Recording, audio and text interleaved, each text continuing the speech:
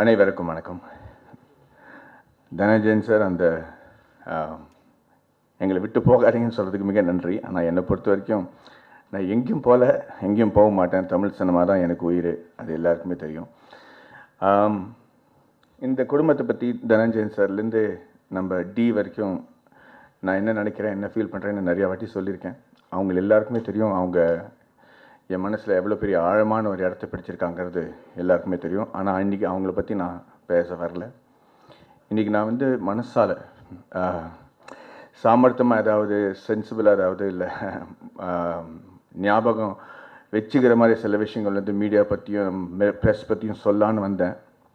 ஆனால் அந்த மாதிரி எதையுமே என்னால் யோசிக்க முடியல. ஏன்னா இந்த படம் பண்ணும்போது பல தடங்கள் வந்துச்சு. 4 வருஷமாக பல தடங்கள் வந்துச்சுங்க.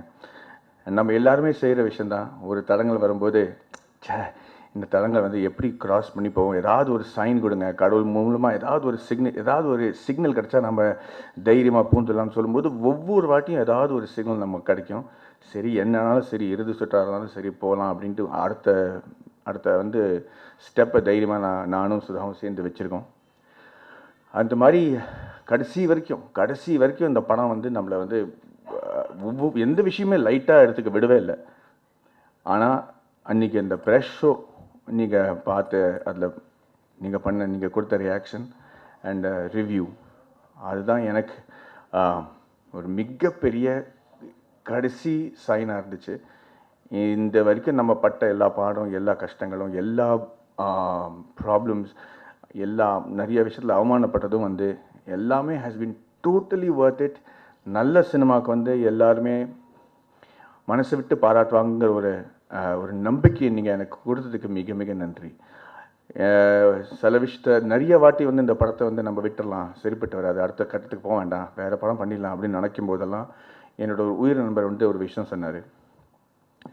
இப்போ நீ விட்டுட்டேன்னா அடுத்த வாட்டி இந்த கட்டத்துக்கு கூட வரமாட்டேன் அப்படிங்கிற ஒரு நம்பிக்கை சொன்னார். ஆனால் நீங்கள் கொடுத்த இந்த பாராட்டு, ஏன்னா எல்லாருக்குமே தெரியும் நான் தனிப்பட்ட முறையில் எந்த மீடியாக்காரங்களும் மீட் பண்ணது கிடையாது. 4 வருஷமாக யாருக்கும் நான் பார்ட்டி வச்சது கிடையாது, அல்ல அவங்க குடும்பத்தோட ஒரு ஃபங்க்ஷனில் கலந்தது கிடையாது. அது எல்லாருக்கும் நான் வந்து மன்னிப்பு கேட்குறேன். ஏன்னா நான் இந்த ஊர்லேயே இல்லை, வெளிநாட்டில் போய் ஆராய்ச்சியும் ப்ரிப்பரேஷனும் செஞ்சுட்டு இருந்தேன். ஆனால் நீங்கள் அந்த மாதிரி ஒரு ஸ்டாண்டிங் ஓவேஷன் கொடுத்ததோ அல்ல நீங்கள் கொடுத்த விமர்சனமோ எங்களுக்கெல்லாம் ஒரு பயங்கரமான தைரியத்தை கொடுக்குறதுங்க. இது வந்து தமிழ் சினிமா ஏற்றுக்கும். அது மட்டும் இல்லை, இதுக்காக நீங்கள் இப்போ கொடுத்த அந்த மரியாதைக்கு வந்து இன்னும் அதிகமாக போராடி இன்னும் அடுத்த கட்டத்துக்கு போகணுங்கிற ஒரு பயமும் எனக்கு வந்துருச்சு. அடுத்த படத்தை வந்து யாரும் காசுக்காக பண்ணலாமா, இல்லை உங்ககிட்ட இந்த பாராட்டு வாங்கணுமாங்கிற ஒரு கேள்வி வரும்போது பாராட்டு போதும் அப்படிங்கிற ஒரு நம்பிக்கையும் கொடுத்துச்சு. Thank you very much from the very very bottom of my heart. மிக மிக மிக நன்றிங்க. ஏய் பாட்டனா டம்மா இருக்கும், வாயே இருக்காது. மேம் அவர் வந்து ஆயுத எழுத்துலேயே இன்பா ரோல் நடிச்சு டார்க் சாக்லேட் ஆகிட்டார். சும்மா சாக்லேட் பை சாக்லேட் செம்ம டென்ஷன் பண்ணிருக்காங்க. ஸோ இந்த படத்துக்கு அவன் வந்து லாஸ் ஏஞ்சல்ஸில் போய் தான் வெயிட்லாம் குறைச்சி செம்ம பம்ப்டப்பாக வந்து இன்னொரு ஆம்பளையை வந்து பயங்கரமாக இன்செக்யூரிட்டி கிரியேட் பண்ணக்கூடிய ஒரு ஆள். என்ன தான் இல்லை படிப்பு, லுக்ஸு, பர்ஃபார்மன்ஸ். அவர் பாம்பேயில் வீடு இருக்கிறதுனால அவர் என்னெல்லாம் பண்ணியிருக்காரு நீங்கள் யாருக்கும் தெரியல. ஒரு எக்ஸ்டென்சிவ் ரீடிங் அப்புறம் தான் தெரிஞ்சுது மாதவன் இஸ் ஒரு வேறு லெவல் நிஜமாவே.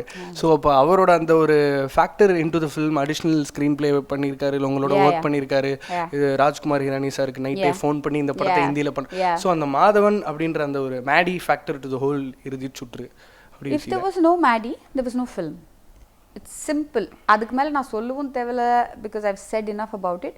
But if there's no Maddie, there's no film.